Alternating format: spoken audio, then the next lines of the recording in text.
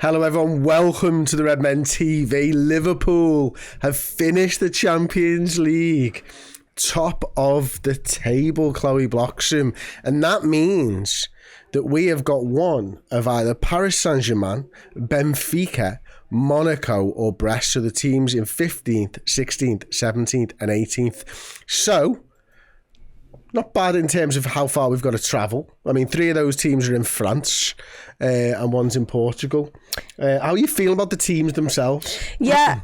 PSG are the only ones that I really don't want, and it's not because I don't think we have the quality or the fact that we can't beat them. It's a hard place to go, decent atmosphere, and they've got quality players. I like Benfica, I do, as a stadium. I like going there. We went there in 2022. I'm pretty sure it was Ibu Konate who scored home and away against them. Diaz got a goal against them as well. I would like to face Benfica. Brest, I'm not, too bothered about either. It's just PSG is the only team that I really want to avoid there, which means we're nailed on to get them. Yeah, absolutely. I mean, for me, listen, I've spent... My dad's best mate lives in Monaco. Or Cap d'Agde, it's just outside of Monaco, actually. So we used to go there for our summer holidays when EasyJet opened up. So we fly into Nice, we go down to Cap d'Agde. I know Monaco like the back of my hand. I've probably been there 10 to 15 times or something like that. And I've been to watch Monaco in that stadium as well when Henri was playing for them, actually. They beat FC Sochaux 4-1. Thought he was terrible. When he came to the Premier League, he scored 2 goals as well. As I said, look, listen, this lad, by the way, he'll get goals, but he misses a lot of chances. My word. You were wrong. He did go to Juve in between and stuff, and he was a young kid, but what I'm trying to talk about is this. It's a really great place to go. Yeah. It's a really small stadium. The car park's underneath it. You've got those 4 arches there as well. It's just a beautiful place. Yeah. And obviously Monaco's a great city with a great casino and a lot of history. Monaco, the one that's extremely expensive. Yeah, it is. It's where all the F1 drivers live and stuff as well, but it's great. It's dead easy to get there. Yeah, he's a Monegasque, yeah, absolutely. It's a brilliant place. That would be a fantastic away for us. And they're not. Listen, Monaco, Benfica and Brest just aren't in our league. And I'm not even sure PSG are. But I do feel like that result from PSG against Manchester City is going to give them a shot in the arm. Like they believe all of a sudden that they can do it. Because, listen, we know that City aren't the same City, but City are the reigning European champions, aren't they? No, Real Madrid. Real Madrid, sorry. City is one of the best sides in the world and have been for a few years, you know what I mean? I think that will give them some confidence. Yeah, it will. And like you said there, they've got quality players. They know how to... They've got the likes of your Marquinhos and that, who is still there, Donnarumma, who, they know how to grind through games. They are leaders, but they've also got the quality of the likes of a Dembele. They've got, I think it's Neves in midfield right now. They've got a lot of quality. Barcola, I think, plays for them. Carlos Ramos.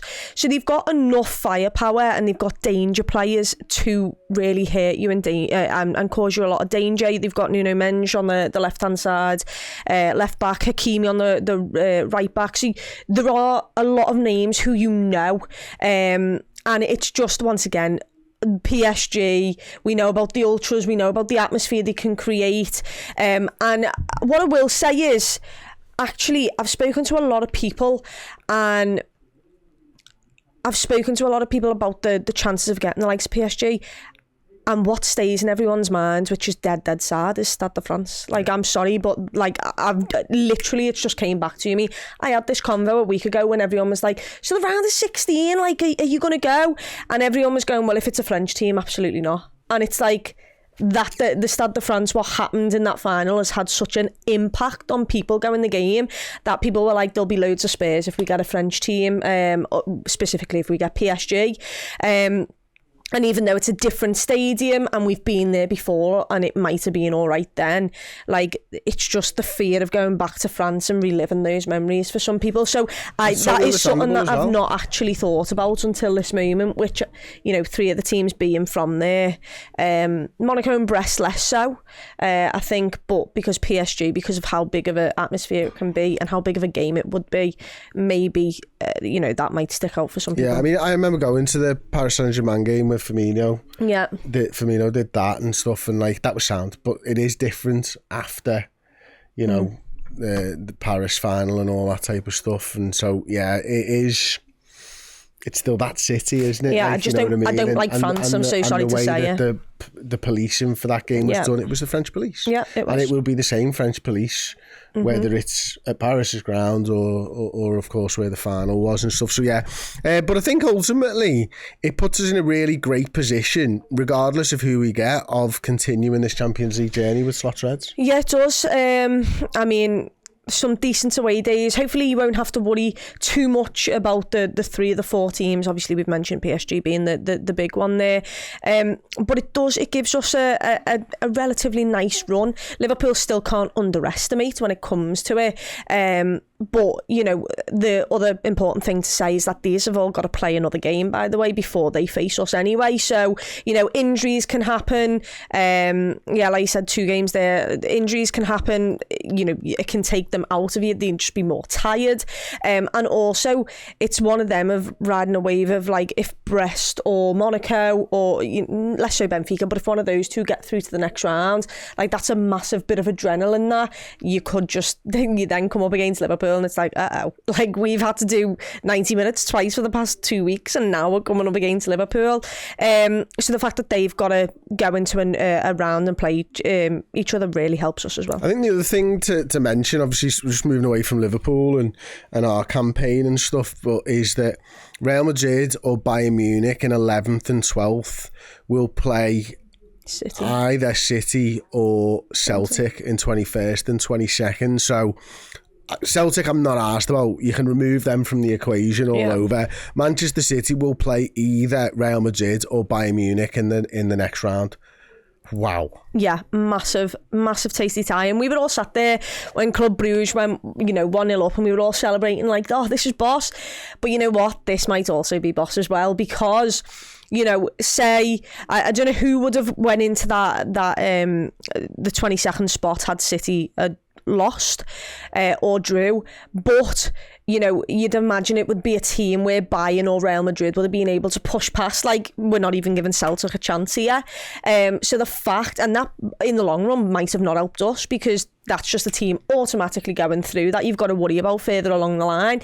The fact that City, one of City, Bayern and Real Madrid will have to knock each other out, so that's really big for us. And also it's big for us in terms of, like, that's 2 legs that you just don't want to face against an incredibly tough team, and then I don't think they're on our side anyway, but it's good for us because one of the big boys will have to knock each other out. And even if City do go out, you'd rather City play them than a team that you just assume will get battered by Bayern and Real Madrid anyway. As you say, just two tough games against good sides. Whoever wins is going to feel it in the legs at some point, aren't they? Just wrapping it up there then, obviously Liverpool finished top, 7 wins, 1 loss. Barcelona 2 points behind, 6 wins, 1 draw, 1 loss. Big thank you, of course, to Atalanta there. And unlucky, really, Atalanta to miss out on the top 8. They finished 9th, 1 point behind Aston Villa on 15. So, on the whole, this Champions League campaign has just been fucking amazing for us, hasn't it? Yeah, it's been a little bit mental, but, what were we all worrying about? You are? What were we all worrying about? I don't know. I really don't know. Pissed it. Yeah, we did. We really, really did. And we played Real Madrid, Bayer Leverkusen were in there. They're 2 massive games. I'm trying to think of who else. We obviously had AC Milan. Girona. Lille, Girona. Go again. Who else did we play at home? We played someone else. There was AC Milan. That was the start. That was the game that obviously Pulisic, we didn't start well in that one. So we've had to face some tough teams there, and yet we've came out top. And look, this format is a new format, and it's the first ever time it's being put in place, and Liverpool have topped the table. So in 100 years' time, if this format's still going, which it won't, because there'll be a Super League at some point. This is the Super League, Chloe. Yeah, it is. But it'll, get bigger. You'll have Saudi teams and everything at some point in this.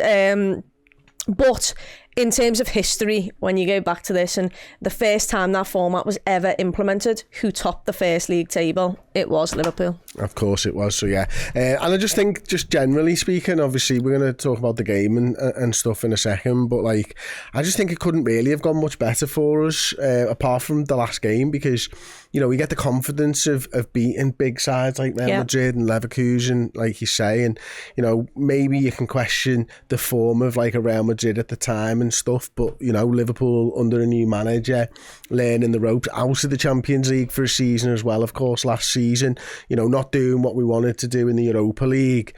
It fills me with confidence moving forwards, just how good these lads all took to the Champions League again, and honestly they did piss it. Yeah, exactly. And I think if you remember, I think we had Bayer Leverkusen, Aston Villa, Real Madrid, City. I feel like that's kind of come. It was defo City the weekend after we played Real Madrid in midweek. Yeah, because we beat them both 2-0. Yeah, we beat them both 2-0. And I remember Bayer Leverkusen had a tough week when we played them as well. And everyone was looking at that as like, that's where you're going to find out the true Liverpool and they're going to come undone.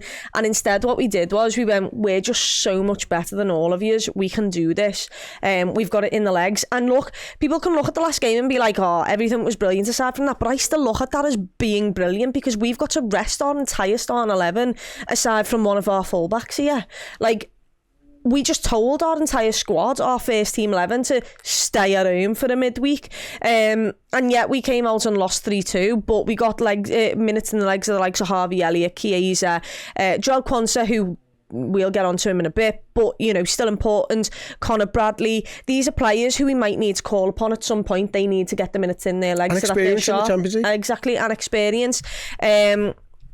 So yeah, look, I thought it was brilliant all around because ultimately I wanted this last game to mean absolutely nothing so that we could rest everyone, and that's the way it turned out. So there you go. Liverpool beat Milan 3-1 in the San Siro, beat Bologna at home 2-0, beat Leipzig 1-0 away from home, beat Leverkusen 4-0, beat Real Madrid 2-0, beat Girona 1-0, beat Lille 2-1, and unfortunately lost this evening 3-2 to PSV, but it didn't matter because we topped the table. All the work was done in the first 7 games.